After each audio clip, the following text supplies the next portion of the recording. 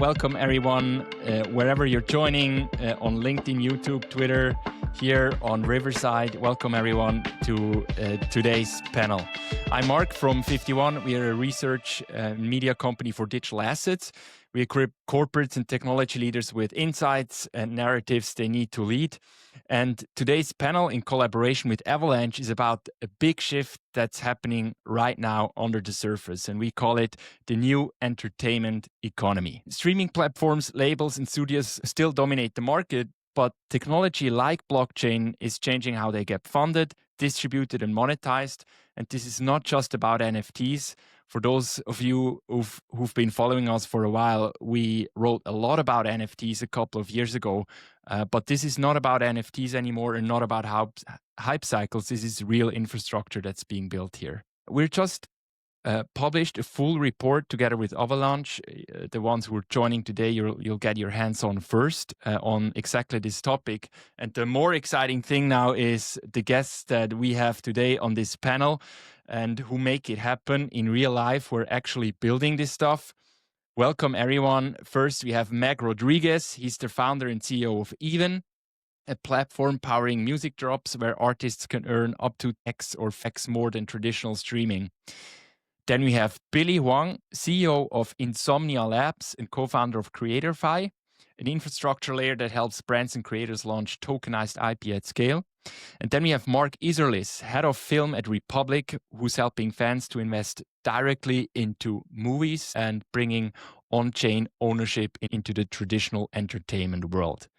So welcome, everyone. Super excited to have you here. Thank you very much for having us. Excited to be here. Twice. Mag, you've been in the music industry for a very long time. What are artists telling you today that they weren't telling you 10 or 15 years ago? Yeah, well, I was literally just having a conversation about this right before I jumped on. I think what's interesting is like the metric of success has changed. I started in the industry 14 years ago as a manager. And 14 years ago, the metric of success for artists essentially was releasing the music and ending up on streaming platforms. And at the time, this was like Pandora, the early days of Spotify. And this is where like platforms like CD Baby and TuneCore, where you would partner with them and like you can have your music on Spotify and then show your friends and family and say, look, I just released my music. I think now the metric of success over the span of, I would say in the last 10 years and really the last 5 years, the metric of success is, are you making money from your music? I think before it was really about distribution. We were coming from the drop off of sales in music because of piracy in the early 2000s. And it just turned into distribution. Social media really picked up. Discovery switched from your traditional streaming platforms into now discovery happening on social media, where artists want to see themselves as businesses and they want to be able to own the relationship with their fans. But more importantly, they want to be able to make a living from the music that they're making or the content that they're creating. So I think that's probably the most fascinating thing. The amount of, even again, 5 years ago, I had the amount of artists that are like, I want 1 million monthly listeners on Spotify, or I want to end up on New Music Friday or Rap Caviar, or whatever the playlist is. Now, the amount of artists are like, how can I make my first $10,000 from music or my first $1,000 from music? That ends up being the first point that artists are really focusing on. And that's exciting for us just because that's really where the thesis of Even came from, where let's really redefine what success looks like for artists and let's help them actually earn revenue, money, collect their fan data, but then more importantly, build a sustainable career. Hopefully that makes sense. Yeah. Meg, makes sense. And thanks for explaining that. Marc, turning to you with the same question. What signals did you get from the movie film audience that showed you or made you confident that fans would actually fund entire films? So there's a few signals across the audience and the film industry as well. I mean, background sort of macro larger on the film industry. We've been seeing sort of changes, disruption, decline for a while now. Audiences are sort of starting to tire of the franchise, sequels, remakes, algorithms. People complain about the watered down quality on the streamer platforms. In general, that's a lot because the industry itself is also in a state of, sort of disruption and risk aversion. It becomes more expensive to make a film. People want to take less risks. And as a result, sort of that glorious day of film in the 90s where you had American Psycho, Fight Club, like, well, those are books, but I mean, like, just being John Malkovich, Eternal Sunshine, like The Matrix, all these huge original IPs. We see sort of less of those being made today. And so, the film industry, there's only really two ways to make a film. There's turning to high net worth individuals who you maybe meet on a yacht at Cannes or something like this to say, hey, let's let, you can fund private equity into the next film, or you take your film in its early stages to a big studio or a streamer and get the whole thing funded by them, but then they keep all of the upside. They own it all in perpetuity. So for a while now, the film industry has sort of needed a new channel or an additional channel to finance films. And audiences, the more that they can get involved and be a part of a film early, not only is that, ultra fandom, but that's also then allowing their favorite artist or filmmaker to fully control their IP, their process, make the film independently, and then have more leverage when they go to sell their film to a distributor or a buyer because they own it all. They have a finished product. They can be a bidding war. And then you've also got a built-in audience who are going to be proving that, there is an audience for this film already. So ideally, more original films get made with a built-in audience and with better economics where everybody gets to share in that upside because you own your film. And so, audiences, retail, investors, fans, they've never had the opportunity before to really get in on these previously, gate-kept opportunities, investment opportunities into film. And so what Republic does with its securities licenses, with its regulatory infrastructure that allows for everyday unaccredited investors all over the world to finally invest into these, previously inaccessible asset classes, for both sides, it's really, really a welcome disruption to the film financing model and to even allowing more creativity to flourish. Yeah, and Mark, just a follow-up question here. Today in film financing, or traditionally, who made that money? Who profited from those huge revenues? Like if you look at the latest movie, F1 by Brad Pitt, I think there was a massive marketing machine together with Apple and Formula One itself. And they invested about 200 million and made 700 million, 800 million in box office sales alone. Who's profiting from that now, and what does need to change? Yeah, so look, I like to break the film industry down into like kind of three buckets. You've got your or two buckets really, but three buckets I think, because you've got your F1s, your Harry Potter franchises, all these big films. Those are studio films. Studios like Universal, Sony, Warner Brothers, etc. They often control end to end from distribution, from development to distribution, the investment and the marketing process. With something like F1, that was commission, that was the studio involved was Apple, and they paid for the whole thing. They spent the marketing dollars, and they really got the revenues. People like maybe Brad Pitt or Plan B and things like that, they would have had just sort of very high fees within the large budget of the film. There could have been some back-end sharing structure as well, but usually when it goes to a streamer, you're not really dependent on box office, theatrical upside. You've got the streamer investing in the IP of that film to bring users to their platform. Same with Netflix and all the other streamers. Obviously, in other situations like a film that goes into a similar big IP film that goes to the theaters, you're going to invest into the development of the film, the production budget, which can be, 1 to 200 like a million like a Marvel film, another additional spend on top for marketing, which is pretty sizable too. But then you hope that the movie will gross $1 billion in the theaters and continue to live on and have franchise value. So again, that's mostly the studio taking the profits. That's the first sort of bucket, studio films. Second bucket is independent films. These are films which are maybe more between the $2 and $20 million budget, which are outside of the studio system. They take private equity capital to invest into the equity of that film. Equity meaning that it's a revenue sharing model where you own a piece of the net profits of that film in perpetuity. So ideally, if it's a $10 million film, let's say, you might get 50 or 60 even percent of the film's costs in soft money. So like tax credits, come and film in Louisiana or Georgia, we'll give you 30, 40 cents back on the dollar, or foreign pre-sales where you've got the distribution rights of that film, and a sales company will basically sell off territories saying, okay, Europe might buy this film for XYZ.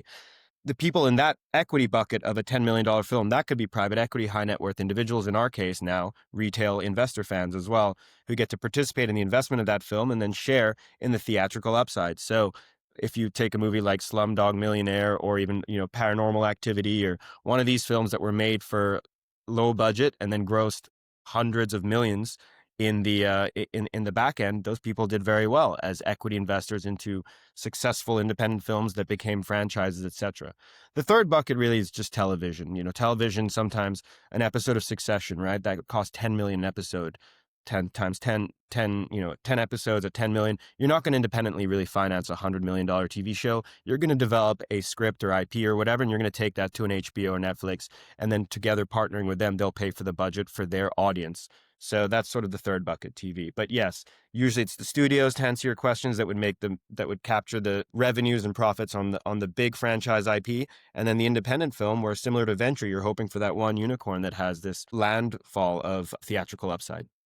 Thank you, Marc. And now, Billy, you've been in the Web3 space for a while. Insomnia Labs has created great stuff for years. You really understand crypto, blockchain, NFT culture. And now you created CreatorFi, and you work with top creators, you work with top IP brands.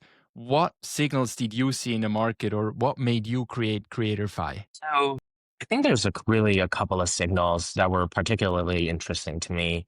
I think one is that the IP market is really fragmented. Like, yes, you have, film studios, maybe media companies going around like buying them, but just because you buy them doesn't mean you have a strategy on top of them. And so that was one thing that was very interesting. The second is that, you really have, since, YouTube really started becoming big, I think it was like 2006, 2007, anybody with a camera, with a home studio can now create IP. And so like you now have almost like this like homegrown movement, the people decide, what type of IP should be monetized, what type of IP have sticking power. And it's no longer, let's say just driven by studios. And there's still absolutely a place for studios, but now everybody can also do it. So you kind of have this like mishmash of like IP that's homegrown that get bought.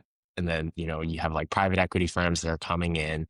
But really where we thrive is on the debt side. And so we like to think about debt very interestingly because debt moves faster. It's kind of the fastest form of capital, right? You have a maturity period, you know what your collateral is, you're able to deploy it a lot faster. And that's really where we play. So CreatorFi effectively is like a debt platform. And we move really fast in terms of financing, great IP that is coming in, let's say that are trending, that we think have staying power, and really where we can have strategic value. And for those of you who don't know, like Insomnia Labs, like we first started working with a bunch of brands, right? So like our first client was Under Armour and Steph Curry, where we created this shoe that you could use to walk across in Sandbox and Decentraland.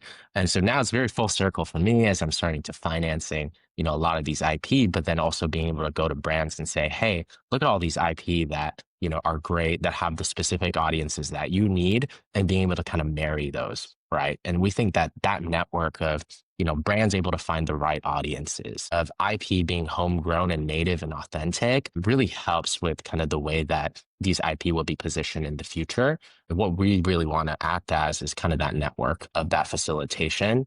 And having capital to help these creators, artists, game developers grow their IP, and then also being able to find them new revenues. And follow-up question on that, Billy, where does now blockchain come in all of that? So very interestingly, we actually didn't, originally we were saying, okay, we're financing IP, like do we actually need blockchain? It was like a very fundamental question for us. But really, because of the way that credit is structured, a lot of our creators ask us to get funded in stablecoins. And we, even today, around like 70 to 80%, especially of global creators, ask us to pay them in stables because it's instantly settled. It goes directly to your wallet. They don't have to wait for banks to clear it on my side and then their side. And that's going to take 2 weeks and maybe they don't get it. And then they're really worried about it or frustrated. The creators are moving really fast.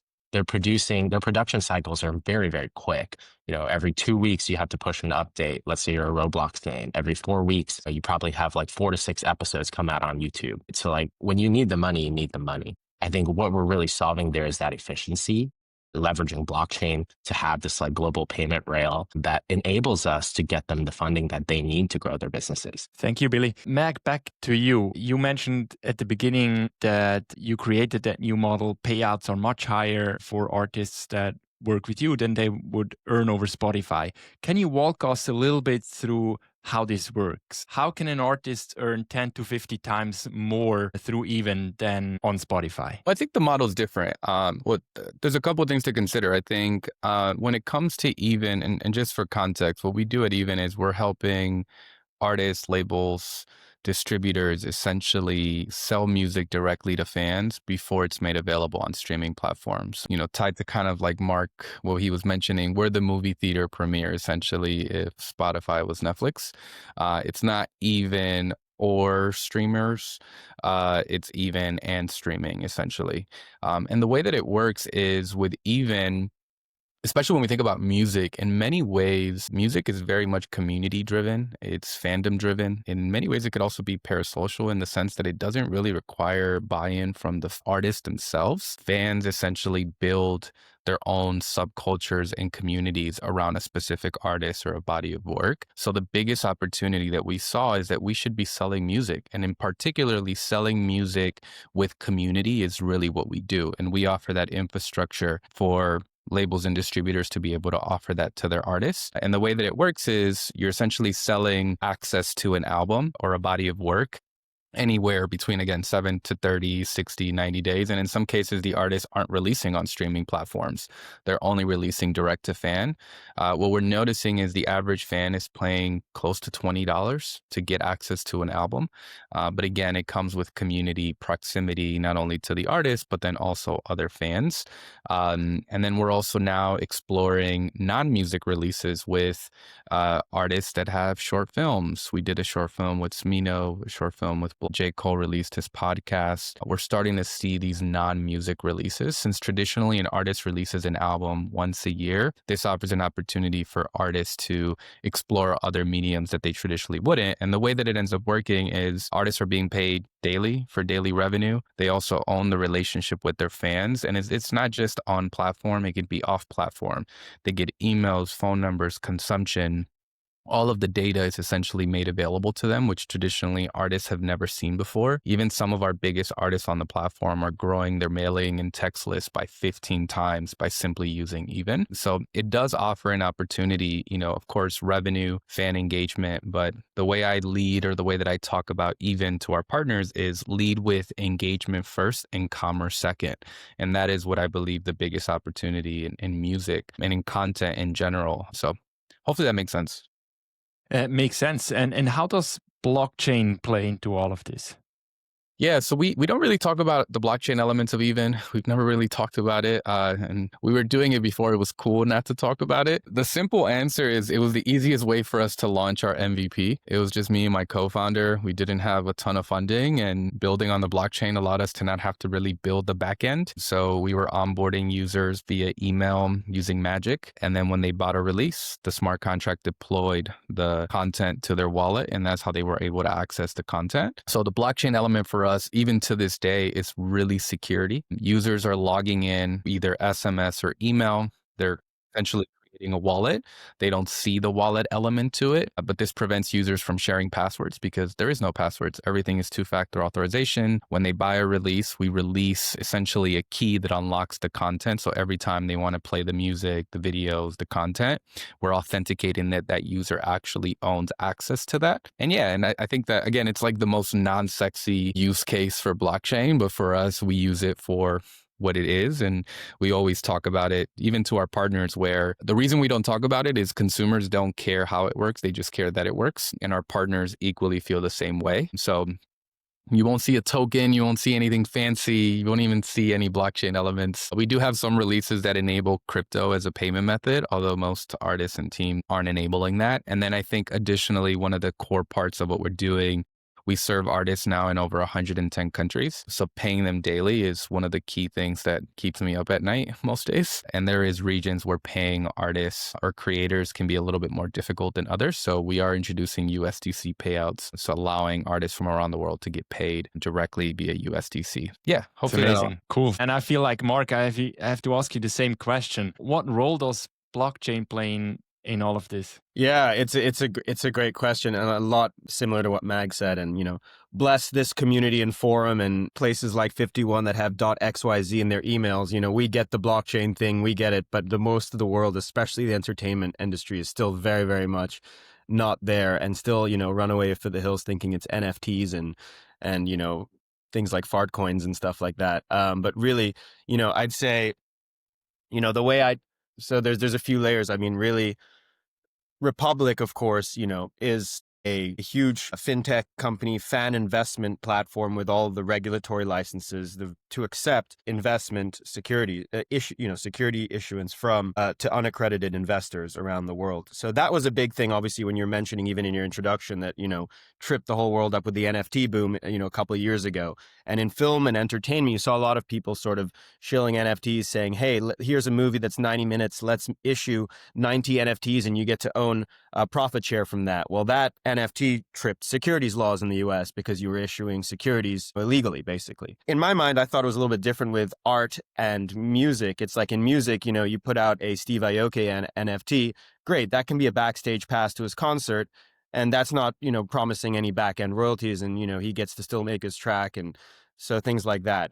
And then with art, an NFT could represent a fractional piece of a painting, let's say, and then that becomes like an appreciating asset.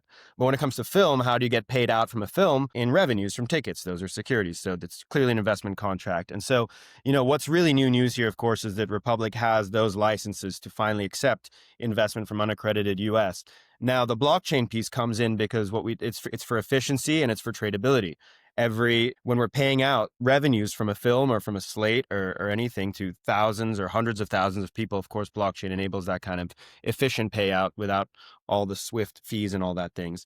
And of course, where the tokenization is all really going is to create these secondary markets for private individuals as well. So if you have a share in the next American Psycho and it goes up in value, then you can share, trade your share of that revenue right in that film or slate or production company to another person. So that whole infrastructure, Republic has an ATS as well to allow for that secondary trading and also accepting investments in stablecoin as well. So in USDC, and we can pay that out as well.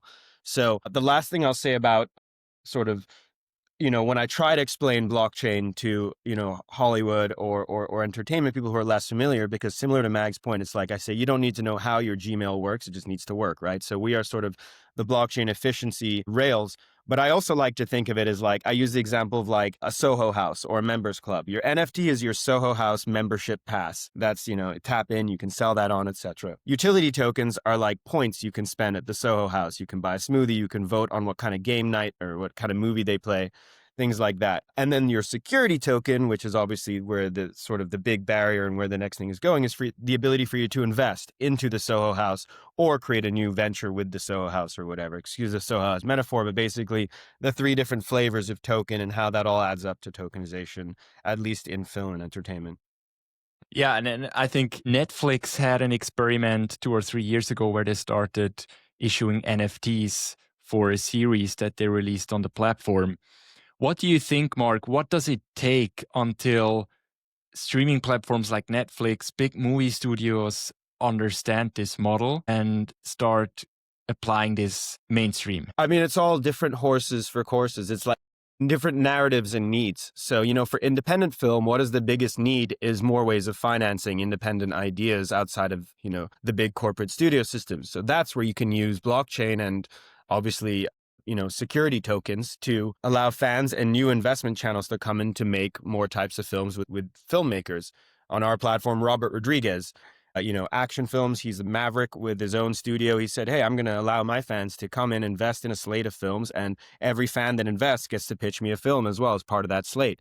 Eli Roth, who's raised, closed as well. He raised over $5 million from retail audiences to say, let's create a new horror studio where we can make all those disgusting horror films that the big studios never allowed me to make. And every fan gets their own equity in a new studio. Again, creativity and financing. For a big studio, though, however, like a Disney or Netflix or whatever, they might issue NFTs almost as a collectible, as a fan engagement play. Or they could even syndicate some of their budget. They have these huge budgets. Imagine what better fan engagement is there than to own a piece of your favorite IP. Let's say, the studio that created Barbie or whatever, the next one they're going to do franchises Hot Wheels. We all played with Hot Wheels as a kid. What if you could, allow that generation who played with Hot Wheels to say, hey, you get to be an investor, like you get to own $5 million of the equity of our next IP franchise. I mean, boom, first of all, that's an awesome opportunity. It's going to make the news. It's going to be like a marketing campaign, and it's going to syndicate some of their risk. So for big studios, again, tokenization, or the ability to allow retail investment could de-risk and also cause be a fan engagement play. And then NFTs that could be collectibles, utility tokens that could be fan engagement. Let's say you are a production company and you can allow maybe fans to vote with utility tokens on what gets greenlit next in the slate, or what kind of flavor of a trailer or character, whatever. So I like to think of this like sort of token trifecta being used for different narratives and needs. We were talking a lot about participation now and fans being part of the success and engaging with those artists and movies, and how like in Web3 there was a lot of talk about that kind of model, and NFTs I think were the tool or instrument people tried to play on that by starting to issue NFTs, making people part of that process, co-owners, then engaging them in that way. How do you think can we take this model, or how mainstream can this model go? Is this something for all the fans? Is this something for a very niche audience that's super engaged, or is it somewhere in between? Right. I mean, I think with the Film 3 movement, at least a few years ago, it was to an earlier point very focused on, well, it was using NFTs, which sort of, even you saw that with Stoner Cats and things like that, sort of didn't do it properly with the right regulatory framework and promised securities when they shouldn't have off of NFTs. Security tokens are different, and you have this token trifecta of NFTs as a baseball card or a fractional, I don't know, or a membership pass or ticket, even for ticketing, that can be very practical and tracking sort of their provenance. You've got utility tokens, which can be points for fan engagement. You've got the security piece. Basically, though, I think the Film 3 movement maybe was a little bit too crypto inward leaning as an audience and didn't have the right infrastructure.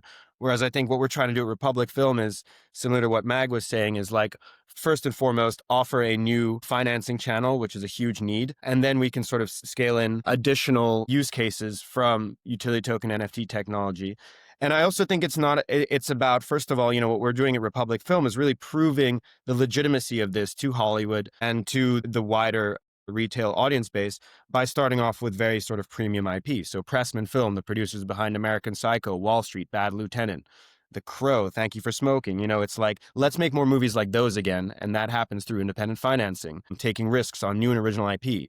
Robert Rodriguez, let's create action films. Eli Roth, horror films. We've got one that just launched on Republic a few weeks ago as well, which you can check out on republic.com/film, a new type of fan greenlit studio model.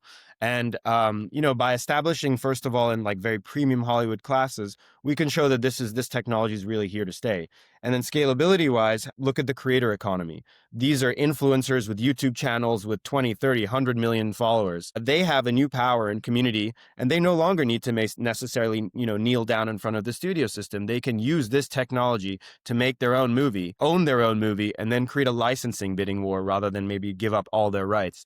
So again, it's going to appeal to sort of the next class of creators. So I really think we're still at a stage where crypto and blockchain are the rails for more fan engagement and more productive creativity. Anything you want to add, Meg or Billy? Definitely. I think it's really interesting because I think we've mostly been talking about like fan engagement models, which I think is so important in the sense of like buy-in, right? Like you don't really get, authenticity without, people having that skin in the game who will go and effectively be your sellers, get your friends to buy it, post about it, get the social media working on it.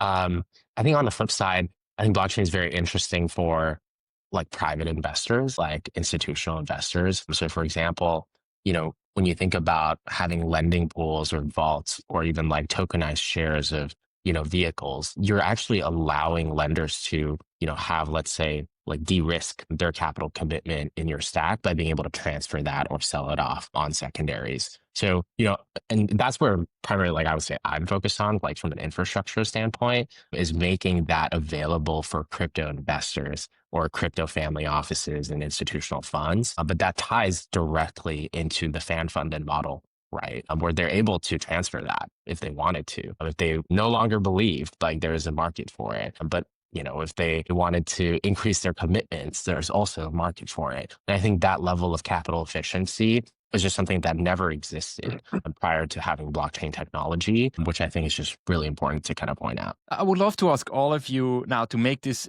even a little bit more tangible for everyone who's listening. What are some KPIs, some success stories, some numbers that you could share with us that really show how this model performs better in your case? I could give an example of there's an artist that we work with. He's actually our first artist on the platform. His name's Lil Russell. He's a Bay Area artist. This is an artist who, when we started working with him, he was making about $10,000 a year from streaming, which is fairly decent streaming revenue. In his first 30 days on the platform, he made $100,000 from about 4,000 fans. Just last week, he launched a campaign where you can essentially pay $1,000 to be invited to a backyard show at his house, essentially. He sold, I think, 250 tickets in 48 hours. And again, he doesn't even have 1 million monthly listeners on streaming platforms, but he's been able to build a community where he brings his fans in, bringing them essentially to his home. And he's been able to build such a successful business for himself and his team based around bringing his community in. And the truth is, tied to kind of to your other question, Mark, around like how big can this get? I think the future isn't about how big it can get. It's about community and niche. And I think we're starting to see those silos around, can you bring people in? Because ultimately, the last 10 years was about distribution. Now it's really about retention, right? It doesn't matter if you have 1 million followers. If you have no engagement, what do those 1 million followers mean? But if you have 100,000 followers, but 50,000 of those people are engaged, I think that's really more powerful, and you're going to see more volume across the board. I think especially in music, it's really about that. We're seeing those conversations where we are now a metric of success for our labels and distributors who are ultimately our partner, where they can now see an artist release on Even, make $5,000-$6,000 in a day, and this artist isn't even cracking 10,000 streams in a week. The label can say there's clearly something happening here. And then next thing you know, 3 months later, this artist is blowing up on every playlist. So I think capturing community is really the core part that the industry is really trying to figure out. And again, we're seeing that across different verticals as well. But I do think that is the future of the space. And I think it's not just in music, it's probably across all verticals, focusing on community and engagement. And then, of course, that ties into commerce. But that's how we're measuring success. I can say quickly, Public Film has facilitated over $30 million now from 35,000 retail investors into these film projects that previously, were never open to really the retail, unlocking, all that retail capital. I think a huge, if people ask why do this, it's always easier to get maybe capital from one person. It's like, well, the product does better. If you're another even celebrity launching your next tequila brand, like you might as well what if there was under the buy now button, there was an invest now button to co-invest with your favorite talent. And then that product does better as well because you have an audience telling their friends and family to go buy it. So because they're financial stakeholders too. So it's sort of chipping away at the, inadequacies of the current revenue model and the significant now number of investors and projects that we've helped make, even in music, actually, even like a Little Pump, back in the day, he also raised $500,000 to share royalties of one song with his fans. I think these are just new. Yeah, these numbers are starting to, we're trying to normalize this culture of what tokenization can. And Billy, any success story that you have that you can share with us? Absolutely. Yeah. So I think we first started off, pretty much primarily working with YouTube and content creators. We've since branched out into helping fund Roblox studios on like Roblox game acquisition. We've started working with, really large kind of artists. In total, we've done around $7 million in financing. And we are, in the process of, doing a much larger round in order to kind of upsize that based on the health of the loans and as well as the investments that we've been able to make. So we're very excited about that. But really, I think there's so much to do. If you think about TikTok shops, if you think about, things like Kick, even like Udemy, all of these are, natural digital royalties that exist. And to Mark's point, they're small businesses. right, that you can effectively go and fund. And not only can you fund, you can participate, right? And because you are an active community in that member. And so we really believe in this model. And I think when it comes to being able to allow content creators to grow their businesses, we just believe in fast capital, in helping them be able to stand these things up. And having the right compliance in place so that lenders have that institutional level of confidence in this new level of media IP. And so that's why we think the infrastructure side is so important, because in order to get really large size checks to come in, you have to make sure that it's done right, it's done properly, and that the infrastructure is there with the visibility and transparency. And that's also what blockchain provides. Before we jump into the Q&A, I would love to touch a little bit on technology. I know we said before, technology for the end user is not really important. They just care about whether it works. But we all know, who've been in the space for a while, there are a lot of different blockchains, a lot of different layer ones, a lot of different philosophies. And I would just be curious why all of you have chosen Avalanche specifically as your underlying infrastructure. I could go first. We didn't start with Avalanche. I think when we initially launched our MVP, and we never really wanted to get married with a blockchain. I think for us, it was like we didn't want to be pushed anything into doing anything we didn't want to do. And the reason why we ended up making the decision to like go into a long-term relationship with Avalanche was really the team, honestly, the people. I know that might be cliche and also a boring answer, but of course the technology, of course, hits every single checkbox. But for me, it's really the people on top of that, working with a team of folks who understand culture. And even in the moments where they might not understand, they go out of their way to ask questions and learn. So yeah, just a huge kudos to everyone at the Avalanche team that we work with. The Ava Cloud team is incredible. Helping us launch our L1 was like, again, I was terrified about launching our own L1, but that team made it incredibly easy for us to work with. And the way that they really care about incubating projects and companies internally and go out of their way to offer resources, I think is incredible. So yeah, I think for me, it's really the people. Might be a boring answer, maybe too emotional, but yeah, I truly appreciate them. Yeah, I can definitely jump in here. So, we've been working with Avalanche,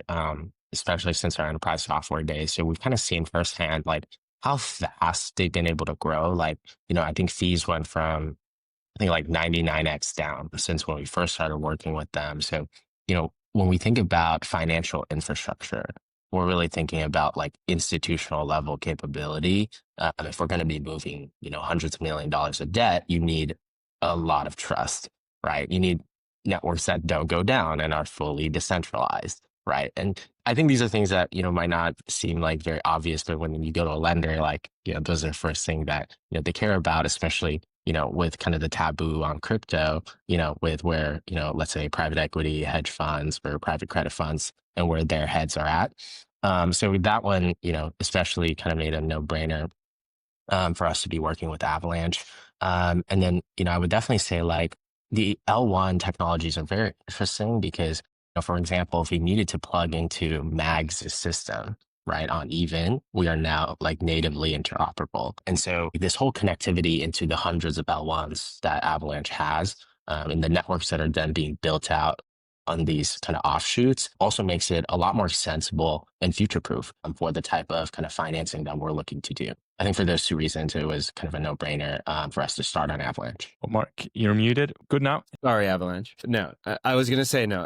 For all these similar reasons, apart from their sort of efficiency and scalability, they are very mission aligned and really just a great partner to work with. They also believe in, enabling RWAs and extending the opportunities for everyone to get involved with these culture asset classes. They've been great partners with their very unique sort of technology around Hollywood sort of focused subnets and things like that each of our issuers can have. And we really kicked off, the new tokenized revenue sharing film vertical with Avalanche, Pressman Film, Robert Rodriguez. These are tokenized revenue share slates, first of its kind ever to be built on Avalanche. And we're very proud of that.